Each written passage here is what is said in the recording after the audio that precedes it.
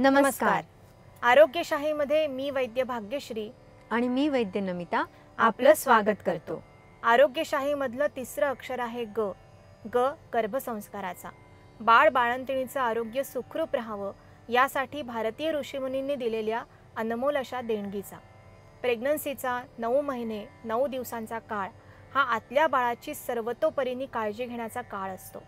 या ड्युरेशनमध्ये आई जे काही खाईल पिईल इतकंच नाही तर तिची जी मानसिकता असेल त्या सगळ्याचा परिणाम बाळापर्यंत पोहोचत असतो. गर्भसंस्कार म्हणूनच तर उत्तम रिझल्ट्स देताना दिसतात. स्किन आणि कॉम्प्लेक्शन हे आरोग्य सौंदर्य इतकंच नाही तर पर्सनॅलिटी घडवणारे घटक. त्वचेचा रंग जरी प्रदेश हवामान आणि अनुवंशिकतेनुसार ठरत असला तरी त्वचेवर चमक असणं कॉम्प्लेक्शन तेजपुंज असणं हे खूप क्रेडिटेबल असतं. गर्भसंस्काराच्या योगे आपण आपल्या बाळाला सतेज आणि नितळ स्किनची सर्वोत्तम गिफ्ट देऊ शकतो असं म्हटलं तर. यासाठी 2 साध्या गोष्टी करता येतात. एक म्हणजे प्रेग्नन्सीमध्ये रोज एकदा नॉर्मल चहाच्या ऐवजी अनंत मुळापासून बनवलेला हर्बल टी घेता येतो.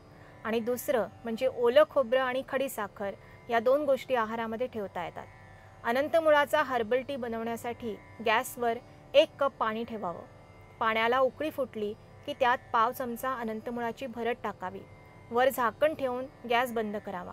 2 मिनिटांनी गाळून घेऊन चहाप्रमाणे प्यावा. अनंतमूळ हे स्किनसाठी कॉम्प्लेक्शनसाठी अप्रतिम असं औषध असतं. याशिवाय ते अत्यंत सुगंधी असल्याने हा हर्बल टी लागतोही खूप छान.